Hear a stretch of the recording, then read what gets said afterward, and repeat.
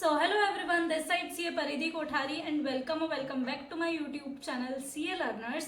सो आज की वीडियो सबसे ज्यादा डिमांडिंग है कि जो देखो वो कि यार पेपर एनालिसिस कब आ रहा है, एफआर का पेपर एनालिसिस कब आ रहा है। सो सबसे ज्यादा फेमस जो मेरे इस यूट्यूब चैनल पर जो वीडियो है वो ऑफकोर्स एफआर पेपर एनालिसिस की है, because of the obvious reason कि सितंबर का जो मैंने पेपर एनालिसिस की वीडियो अपलोड करी थी उससे आपका पेपर एग्जैक्ट मैच हो रहा है। और नेक्स्ट सब्जेक्ट की भी वीडियो की एनालिसिस अगर आपको देखना है तो डेफिनेटली आपको सब्सक्राइब करना पड़ेगा, नोटिफिकेशन बेल को भी प्रेस करना पड़ेगा ताकि वीडियोस आपके पास जल्दी पहुंच सके। ठीक है, तो बिना कोई टाइम वेस्ट के अब सीधे स्टार्ट करते हैं। आपकी स्क्रीन पर आपको लास्ट 4 अटेम्प्ट्स के पेपर दिख रहे होंगे, राइट। एफआर का जो फर्स्ट पेपर आता है हमने कहां से कहां तक का एनालिसिस करा है, मई 24 से लेकर सितंबर 25 तक का। फर्स्ट क्वेश्चन सभी को मालूम है 14 मार्क्स का आता है, जो कि बिजनेस कॉम्बिनेशन या फिर सीएफएस से रहता है। हर बार कुछ न कुछ प्रेडिक्शंस रहते हैं, वैसे ही इस बार भी प्रेडिक्शन है कि इस बार 103 यानी कि बिजनेस कॉम्बिनेशन से क्वेश्चन बनने के चांसेस है। क्यों है?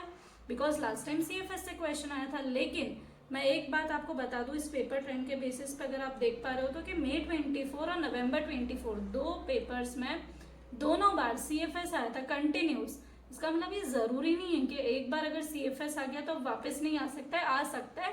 स्टिल थोड़े से चांसेस 103 के ज्यादा, आप उस पर थोड़ा ज्यादा फोकस कर सकते हो। अब आपका जो सेकंड क्वेश्चन रहता है उसका फर्स्ट पार्ट आता है फाइनेंशियल इंस्ट्रूमेंट्स का 10 मार्क्स का। ये बिल्कुल कंफर्म्ड चीज है। तो फाइनेंशियल इंस्ट्रूमेंट्स का टोटल वेटेज डिस्क्रिप्टिव में सिर्फ 10 मार्क्स का रहता है, बाकी एमसीक्यू उसमें अलग से आता है, तो उसका कुछ एनालिसिस नहीं होता है। सेकेंड क्वेश्चन का सेकेंड पार्ट मॉड्यूल 1 के इंडेज से आता है। तो अगर आप देखोगे मॉड्यूल 1 के कौन कौन से इंडेज रहते हैं, इंडेज 1, इंडेज 113, 34, 8 और 10। इन सब में से आप देखो मई 24 में आया था इंडेज 1, नवंबर में आया था 34, मई 25 में आया था 34 अगेन, और सितंबर 25 में 7 आया था। तो 7, 8, 10, 113, 34, 1 ये सारे इंडेज रहते हैं। इस बार चांसेस किसके ज्यादा हैं? 113, 34 और 10, ये तीन में से ही एक आपको यहाँ पर देखने को मिलेगा 4 मार्क्स का। अब थर्ड क्वेश्चन अगर आप ध्यान से देखो तो थर्ड क्वेश्चन का जो 8 मार्क्स का पार्ट रहता है वो असेट बेस्ड इंडेक्स में से बनता है तो, या फिर वो 102 19 का बनता है। इस बार चांसेस है कि थर्ड क्वेश्चन का फर्स्ट पार्ट आपको देखने को मिलेगा 102 शेयर बेस्ड पेमेंट का 8 मार्क्स का। एक और बात आप नोट करना, जब भी एम्प्लॉय बेनिफिट्स और 102 का क्वेश्चन आता है तो हमेशा उसमें अकाउंटिंग ट्रीटमेंट वर्ड दिया जाता है।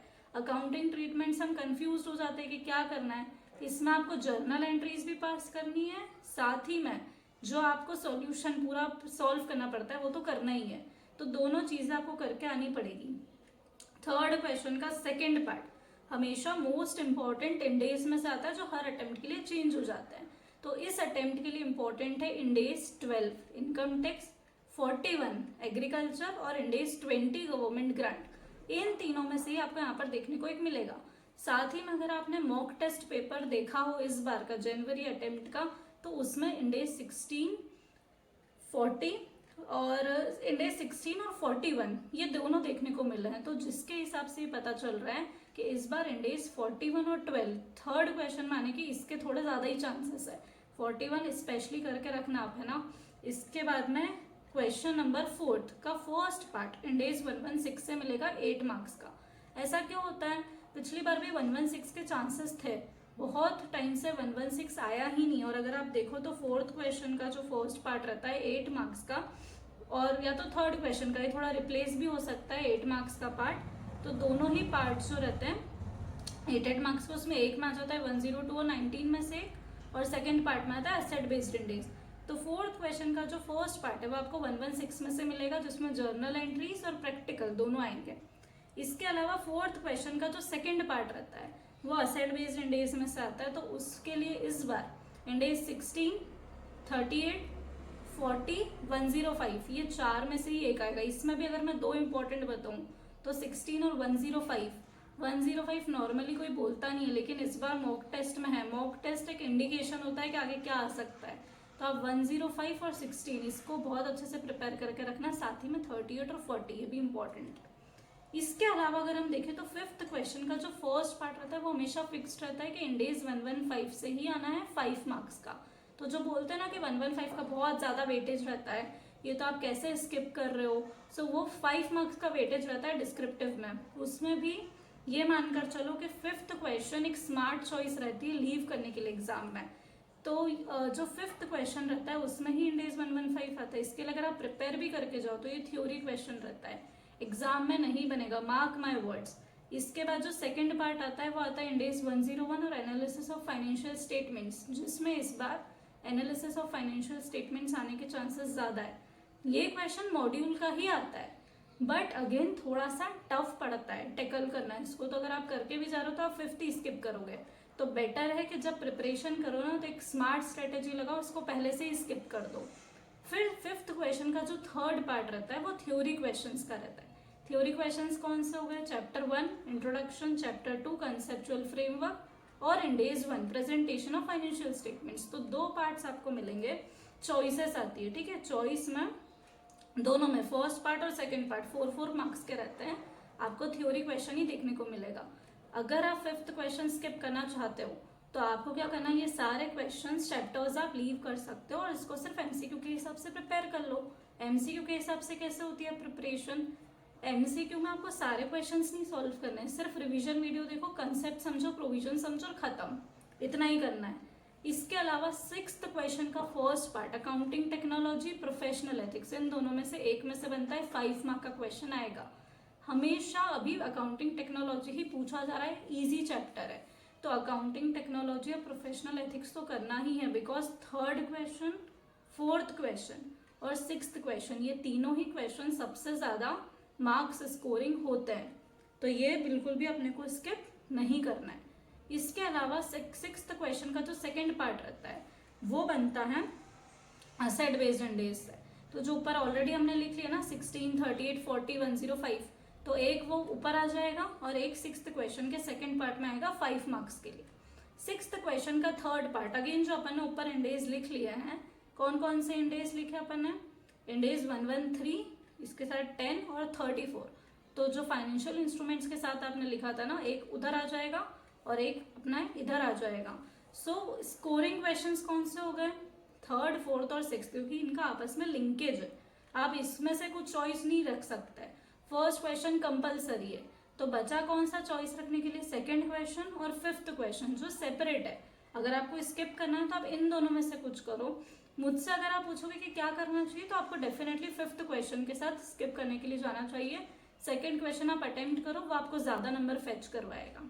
ये तो हो गई अपने पूरे एफआर पेपर की बात। एफआर का पेपर अब अटेम्प्ट कैसे करना है? अटेम्प्ट करने के लिए बहुत सिंपल स्ट्रेटेजी आपकी रहनी चाहिए। एग्जाम में जो 15 मिनट्स का रीडिंग टाइम मिलता है, नॉर्मली अपन उसमें क्या करते हैं, अपन पूरा पेपर देखते हैं, कंफर्ट में आते हैं कि अरे यार मतलब चलो ठीक है, आ रहा है कि नहीं आ रहा है पेपर। लेकिन ये 15 मिनट्स अगर आप देखा जाए तो आपने बर्बाद ही करे ना, कुछ काम का काम करा नहीं। तो इन 15 मिनट्स में आपको स्ट्रेट फॉरवर्ड सिर्फ 3rd क्वेश्चन खोलो पेपर में, 3rd क्वेश्चन को पूरा सॉल्व कर लो, माइंड में पूरा बना लो कि अब फ्रेम कैसे करना है, क्या लिखना है, क्या आंसर आ रहा है, सब कैलकुलेटर पे पूरी कैलकुलेशन सॉल्व करके रख ली। जैसे ही अब वो 3 घंटे का टाइम स्टार्ट हो रहा है, आप स्टार्टिंग के 15 मिनट्स के अंदर ये 3rd क्वेश्चन को पूरा सॉल्व कर लो। जैसे ही आपने ये कर लिया, पूरा पेपर आपके अब कंट्रोल में आ चुका है, अगर आप मानो तो। अब 3rd क्वेश्चन के बाद जैसे आपने 15 मिनट्स में इसको सॉल्व करा, नेक्स्ट आप 4th क्वेश्चन करो, क्योंकि अपने को पता है कि 3rd और 4th क्वेश्चन में कौन से चैप्टर आएंगे, तो अपन उसके लिए प्रिपेयर करके जाओ, उसको अच्छे से करो, ताकि स्टार्टिंग के 2 क्वेश्चन में अपने मजा आ जाए। लाइक ऐसा एक एग्जामिनर को लगे कि बस अब जो है यही है। 3rd, 4th और उसके बाद आप 6th क्वेश्चन अटेम्प्ट कर लो। ये 3 क्वेश्चन अटेम्प्ट करने में आपको कितना टाइम लगना चाहिए? Max to max 1.5 hour. 1.5 hour में आपने ये सब अटेम्प्ट करा। इसके बाद आप एमसीक्यूज पिक करो, 30-35 मिनट्स एमसीक्यू में जाने चाहिए। 2 आवर 5 मिनट्स या 10 मिनट्स के अंदर मैक्स आपका ये 3 क्वेश्चंस और एमसीक्यू हो जाना चाहिए। इसके बाद आप पिक करो सेकंड क्वेश्चन या फिर 5th क्वेश्चन, जो भी आपको इस लाइक अटेम्प्ट करना है वो करा, और लास्ट में 1st क्वेश्चन की तरफ जाओ। 1st क्वेश्चन में वैसे भी नंबर मिलते नहीं है, तो आपसे जितना बना आप उतना करो, नहीं भी बना तो 4-5 नंबर तो मैक्स हो गए, इससे ज़्यादा यूं भी नहीं मिलता है। फॉर्मेट बनाया, थोड़ा बहुत आया, सॉल्व करा। ऐसे अगर आप पूरा एफआर का पेपर अटेम्प्ट करोगे ना, आपको एफआर का पेपर ना लेंदी लगेगा ना मुश्किल लगेगा, और हर चीज़ आपको पहले से ही मालूम है कि पेपर में कौन से क्वेश्चन में कौन सा चैप्टर आ रहा है, ये भी हमने देख लिया, पता है, पहले से प्रिपेयर होके जाएंगे इस अकॉर्डिंग। और साथ ही में सेकेंड चीज़ क्या होगी कि अब आपको लेंदी भी नहीं लगेगा, क्योंकि आपने स्टार्टिंग के 15 मिनट्स में एक क्वेश्चन का जुगाड़ कर लिया था। तो ये, और इसके बाद भी एक बढ़िया चीज़ क्या होगी कि FR का पेपर पूरा ICI मटेरियल में से ही आता है, तो क्वेश्चंस भी नए नहीं बनते हैं, सिर्फ फर्स्ट क्वेश्चन जो रहता है ना वो नया रहता है। इसके अलावा पूरे पेपर में आपको कुछ भी नया क्वेश्चन बहुत मुश्किल है कि मिलेगा। सो 70-80 मार्क्स का पेपर अप्रोक्स पूरा ICI मटेरियल में से ही बैठता है, तो आप उसके लिए भी प्रिपेयर करके जाओ। नेक्स्ट, अगर आपने ये सब स्ट्रेटेजी यहाँ तक सुनी है तो ICI का जो लेवल रहता है पेपर पैटर्न सेट करने का, उसी पेपर पैटर्न से मैंने अपनी टेस्ट सीरीज लॉन्च करी है। तो अगर आप चाहते हो तो आप उस टेस्ट के लिए भी एनरोल कर सकते हो, और अगर आप मेंटोरशिप में इंटरेस्टेड हो तो आप मेंटोरशिप के लिए जनवरी अटेम्प्ट के लिए एनरोल कर सकते हो, ताकि सारे सब्जेक्ट की स्ट्रेटेजी से कैसा पेपर अटेम्प्ट करना है, क्या सीक्वेंस होनी चाहिए, क्या चैप्टर्स अपन को करने हैं, वो सभी के लिए मैं आपको उधर गाइड कर दूंगी। सो डेफिनेटली आप उसके लिए भी एनरोल कर सकते हो। बहुत सारे स्टूडेंट्स ने पिछली बार एनरोल करा है, क्लियर करा है, जिसके रिव्यूज़ ऑलरेडी मैंने पुरानी वीडियोस में डाल रखे हैं। सो आज की वीडियो अगर आपको पसंद आई हो तो वीडियो को लाइक करना ना भूले, चैनल को सब्सक्राइब करना ना भूले। So thank you so much for watching.